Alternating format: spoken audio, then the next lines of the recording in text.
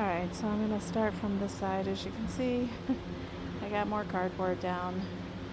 I did put in my order for chip drops, so that should come anytime now. And I just want to be somewhat prepared, even though it looks really messy.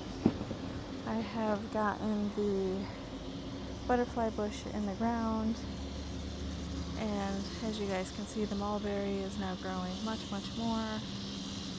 I put the milkweed in the ground. It's been in a pot for a month and a half, and the pot keeps filling up with water. So we've had so many caterpillars and so many butterflies forming this year that I think in October, I'll have to look up the extension and see when they say, but I think they say in October I should cut that down to the ground. That way, if any monarchs really were going to migrate to Mexico, that they wouldn't have food here, so they should still continue that migration. The angel's trumpet, Romancia, this had bloomed, and it was absolutely gorgeous. I cut a couple of the stems back that I didn't want because they were not growing in the direction that I wanted it to, and I just can't say enough.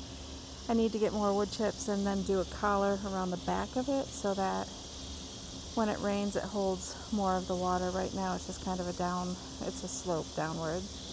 And then the night blooming jasmine is getting destroyed right now by the grasshoppers, but that's okay.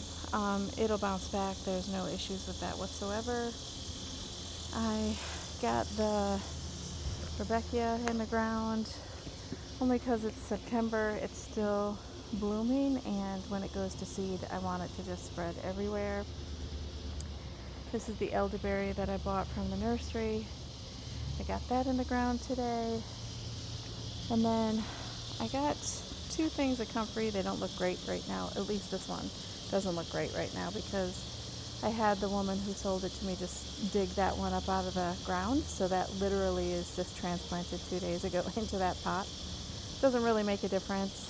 My plan is to have comfrey here on this side, comfrey on the other side, and then behind it, the on both sides, and then one in the back of it, the lantana, the white lantana. So this will be comfrey that I can chop and drop for the bottle brush, and then behind it will be lantana, and then it'll be all white flowers around it. And then when the comfrey blooms, it's a pretty blue purple flower, so that'll look nice together. Over here I don't have anything yet, but I will for sure. I put the guava in the ground today, so that will be growing nice and big, probably 15 to 20 feet tall. I'm going to get another one too, just in case it needs to bloom. I put, not to bloom, but to fruit. And I put the fig in the ground. This is a no-name fig. I bought it at Walmart. So I'm going to buy like a brown turkey fig and put that in the ground over here too, so that I have two different varieties in case it needs that for pollination. I put my second mulberry in the ground. This is super tiny, but it will grow like crazy. I'll find a spot over here somewhere to put my my next compost bucket in the ground so that it can feed that mulberry, and that literally will grow 12 feet next year. The papaya's doing okay. It's finally getting used to its spot, and it stopped dropping all of its leaves. And the sweet almonds, I haven't gotten these in the ground yet, both of these, but man, oh man, they are smelling so great. And the firecracker bush, I think, which is hummingbirds, I think it'll do much better now that I have wood chips around the whole thing, and I won't have to keep weed whacking the bark off of it. I think it'll do just fine now. So overall, it's the very beginning of September. Yesterday was Monday, Labor Day weekend, and there it is for now. I've got to slide all the cardboard underneath the stones, but I have decided I don't think I'm going to have any grass back here at all. I think I'm going to cover with wood chips. So I might just do like a tiered wall, you know, have this one 3 pavers high, and then have the one in front of it 2 pavers high, and then the other one, the wood chips or St. Augustine grass, just going up to the house line. I don't want to have to deal with the grass. I was weed whacking up against the stones before I put the cardboard down, and I just don't want to have to do that again. But as you can see, maybe it's better from this angle. You can see the slope. Like, I need a lot more wood chips back here. And that's just to level out the ground, not to say how much more I'll need to cover the rest of the grass. But I do think that I'm going to extend the concrete patio. It's a mess over here, but I'll show you anyways. I'm going to extend the concrete from the current patio out to this wall, and then this will just be concrete too, and then I'm going to put a fire pit right in the middle here that's not underneath my patio. And then I got my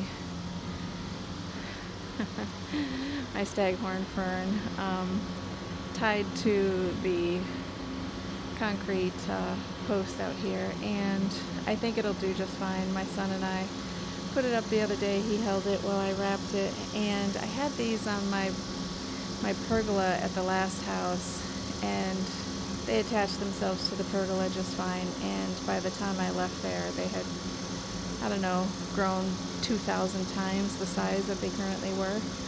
Now, the only thing that I will say, just for anybody that doesn't know, so these are air plants. They don't need soil at all, even though they have soil right now. But they're air plants. However, this one is not a good example to show you, but they create these big